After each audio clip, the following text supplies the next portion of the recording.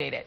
All right, and Angela Rye is a political strategist with Impact Strategies, and E.J. Dionne is a columnist with the Washington Post and an MSNBC contributor. Okay, Angie, I'm going to start with you. So the lame duck session, they will punt on the Attorney General nominee, Chuck Schumer, making that announcement yesterday, saying, I think the likelihood is the Lynch nomination will not be in the lame duck. I think our Republican colleagues don't want it during the lame duck, and I think we're going to accede to that request.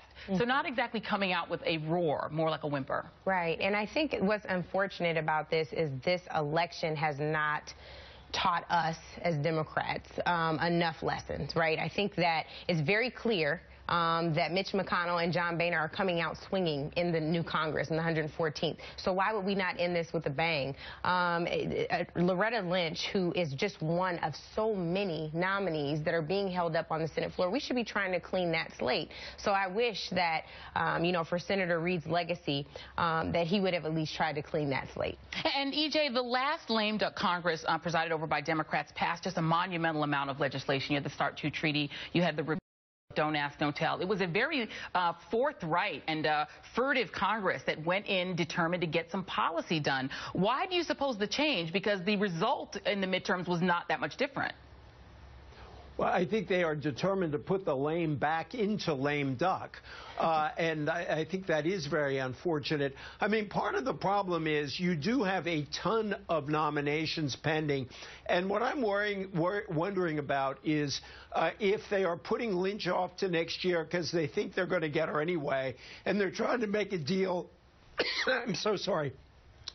Trying to make a deal on other nominees. But they're not trying to push through any legislation except for this Keystone XL pipeline bill where they're trying to help Mary Landrieu down in Louisiana. I wish they were trying to do more. And Angie, that's the other issue, is that there seems to still be the same attempt to sort of trade conservative policy for perhaps saving this seat of Mary Landrieu, but that sort of conservative policy trade didn't work in the actual election. Well, and it never does. I think the thing that's interesting to me that I just can't figure out is you have Mary Landrieu, unless she's going to say, I'm going to caucus with the Republicans next year, the Republicans even will get credit for what happens in the lame duck with this group of voters that we had in this election. I don't think that she's going to get credit for passing Keystone Pipeline. I just don't think that's how her constituency is working. I think that they'll say, oh, that was Cassidy, even though he's nowhere to be found. They have not relied on any type of facts, Joy. They have relied on whatever messaging has been put out by Republican groups, both by outside spending and by the RSCC. So now you have a situation where she's going to go into her district. They're not going to rely on facts. They're going to say, oh, if you vote for Cassidy, you'll get more of the Keystone Pipeline passing, tax extenders, and all the rest that are going to help business. They're not going to give her credit for that. Yeah, and EJ, we just came from forum this morning at Brookings in which a lot was said about what the electorate said they were interested in, even in this conservative-leaning Republican victory in the midterms. Things like Keystone didn't even make the list. People were talking a lot about the economy, right? Well, I think they're just making a one-time gamble on Landrieu, and we'll see how that works out. But what really came out of our session, I think, is that the Democrats were hurt because their side was asleep. They did nothing to mobilize them. Real sharp drop in turnout among young people, really sharp drop in turnout among Latinos.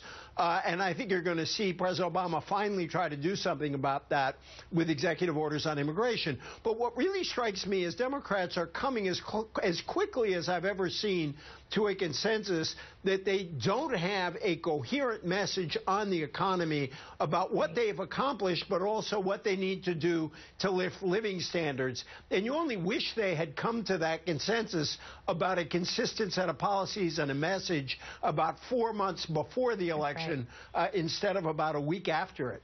Yeah, no consensus and no really belief in what they've done. Right. And at the end of the day, you have to have both, and then you have to have money, because we are post-Citizens United, Joy, and that means you have to pay to play, unfortunately. So until voters get out and say that there's got to be something very different and our strategy changes, it's going to be more of the same. Yeah, happy lame duck session, Democrats. Angela Rye, E.J. Dionne, thank you very much for being here. Appreciate it. Thanks, Joy. Good to be All right, with and that you. wraps things up for the Reid Report. I will see you back here tomorrow at 2 p.m. Eastern. The cycle is now.